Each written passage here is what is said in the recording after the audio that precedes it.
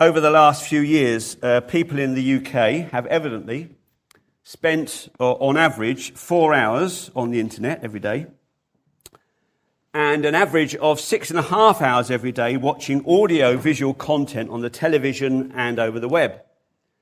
And we have Netflix and Sky Sports and the Disney Channel and the never-ending fascinating content of YouTube. So many great things to hold our attention, such as the Baby Shark video, which in 2016 was evidently watched by 8.26 billion people. You'd think they'd have something better to do at a time, wouldn't you? And then there's work, family responsibilities, the need to keep up at our health and so on. So the question this morning, let's put the slide up on the screen, guys.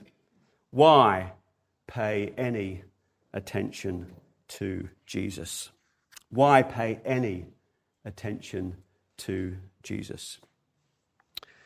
Well, perhaps the words of a radiant young man in our reading this morning might give us 2 reasons as to why we should pay attention to Jesus. Firstly, verse 6, don't be alarmed, you're looking for Jesus of Nazareth who was crucified. He is risen.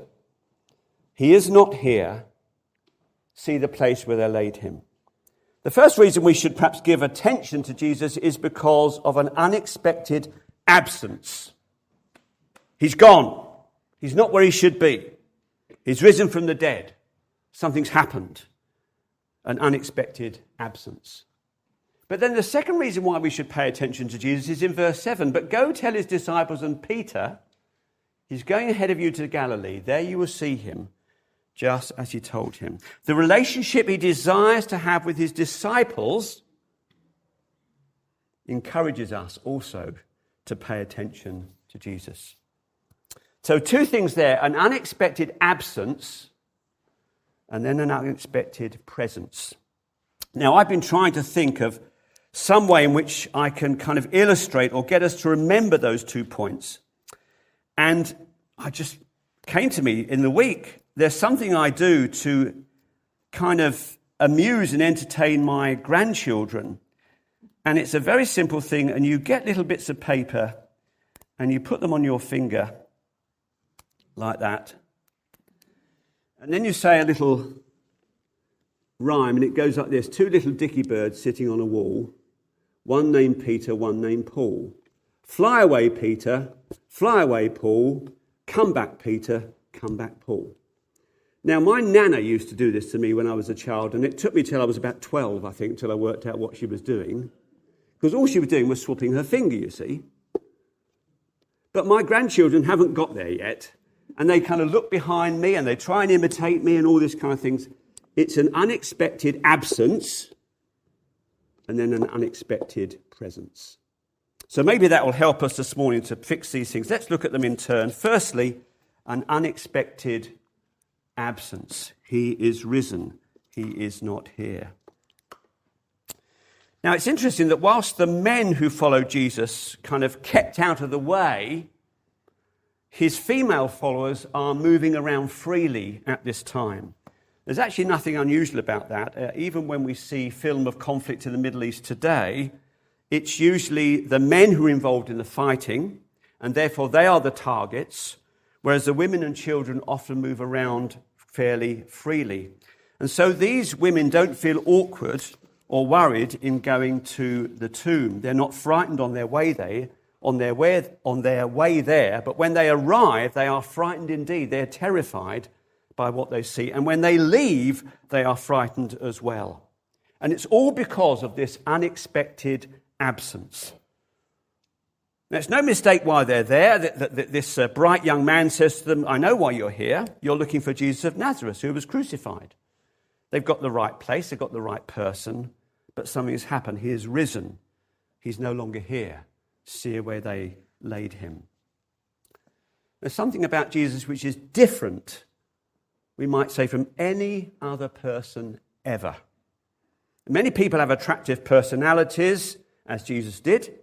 Many people have great insight and wisdom, as Jesus had. Many people help those who are sick and outcasts and needy as Jesus did, but no one else has left behind them an empty tomb. It's the unique claim about Jesus at the heart of Christianity. And right from the very beginning of Christianity, that's the thing that they emphasize over and over again. Yes, they talk about his character. Yes, they talk about his teaching. Yes, they talk about his kindness. But it's his resurrection that they talk about over and over again. Let me just quote to you from a very early sermon in the history of the church. The preacher says this: "Fellow Israelites, listen to this. Jesus of Nazareth was a man accredited by God to you by miracles, wonders and signs, which God did among you through him, as you yourselves know. This man was handed over to you by God's deliberate plan and foreknowledge, and you, with the help of wicked men, put him to death by nailing him to the cross. But God raised him from the dead, freeing him from the agony of death, because it was impossible for death to keep its hold on him. God has raised this Jesus to life, and we are all witnesses." And then he concludes it by saying this: "Therefore, let all Israel be assured of this. God has made this Jesus, whom you crucified, both Lord and Messiah." So right at the beginning of Christianity, it was the resurrection of Jesus that drew people to him. And it's the resurrection that still draws people to him today. Just about 100 years ago, 1930, there was a man called Frank Morrison, and he was convinced that the resurrection was not true, and he set out to write a book about the last days of Jesus to prove his case. But as he did his research, he became persuaded by the evidence in favour of the resurrection, and his whole life was changed as a result. He saw something of the truth as to who Jesus really is and why he should pay attention to him. The empty tomb, the unexpected absence, it demonstrates something of the greatness of Jesus. That's why we should pay attention to him. But secondly, his unexpected presence. He's going ahead of you to Galilee. There you will see him. So he's not found in the tomb. That was a surprise. But he is going to be found with his disciples and Peter. Now that is also a surprise, because these are the men whose last dealings with Jesus was to promise him allegiance and then promptly to deny him. Do you remember how in Mark's Gospel it tells us that Peter emphatically said, "Even if I have to die with you, I will never disown you."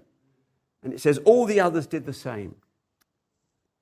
And yet as soon as Jesus is arrested, everyone deserted him, we read. Peter most famously of all with his 3 denials. But now, the first thing that the resurrected Jesus wants to do is to be with these men. He wants to be with them. And he actually names Peter. "Tell the disciples and Peter, I'm going ahead to Galilee, and that's where you'll meet me." Now, I am a bit of a fan of Hilary Mantel's 3 Wolf Hall novels, historic novels, and they're great books, and they tell the story of a man called Thomas Cromwell, and he worked for King Henry VIII. But before he worked for King Henry VIII, he worked for Cardinal Wolsey. And there was a particular time when the royal court turned against Cardinal Wolsey. And Thomas Cromwell was there when they kind of did a mock play involving him. He saw Cardinal Wolsey kind of dishonoured and ridiculed. He saw him lose his position, etc., etc. And Thomas Cromwell, during that period of time, made a mental note of all the men involved in that. And over the course of the next few years, as Thomas Cromwell became more powerful in Henry VIII's court, he saw that each of those men ended up either in the Tower of London or with their heads chopped off. Because that's what we do to people who are disloyal, who crawl away when the temperature rises. But Jesus is different. As we begin to pay attention to him, we discover one who, as we see here, loves to be with his people, even those who have messed up. Even those who have chosen other masters instead of him, even those who have turned away from him, even those who have at times disowned him. The good news of the Bible, the message of Christianity, that even though humanity has messed up and turned its back on its maker, the God of the Bible still wants to have dealings with us. He loves the unlovely. He comes out after us in Christ. The one who we see at this first Easter taking our sin and rebellion upon his shoulders, suffering. Why? The just for the unjust, to bring us to God. He wants fellowship with us, and he removes all the obstacles to our fellowship with him and loves us to be with him in spite of our past. As one of the Easter hymn puts it, after Jesus rises, lovingly he greets us, scatters fear and gloom.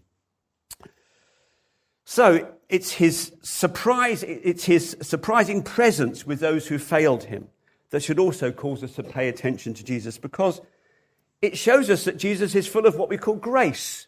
It's a word that means undeserved mercy. So look, I understand that there's 1,000,001 things that cry out for our attention today. But here in the account of the first Easter are two compelling reasons why we should pay attention to Jesus. An unexpected absence from the tomb.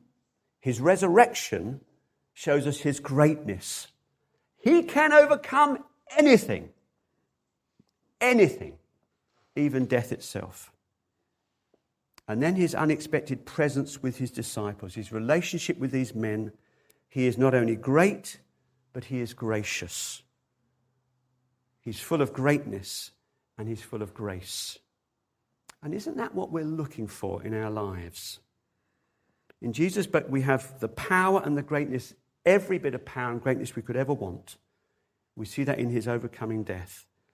And we see all the grace we will ever need, even overcoming the many times when we have ignored him.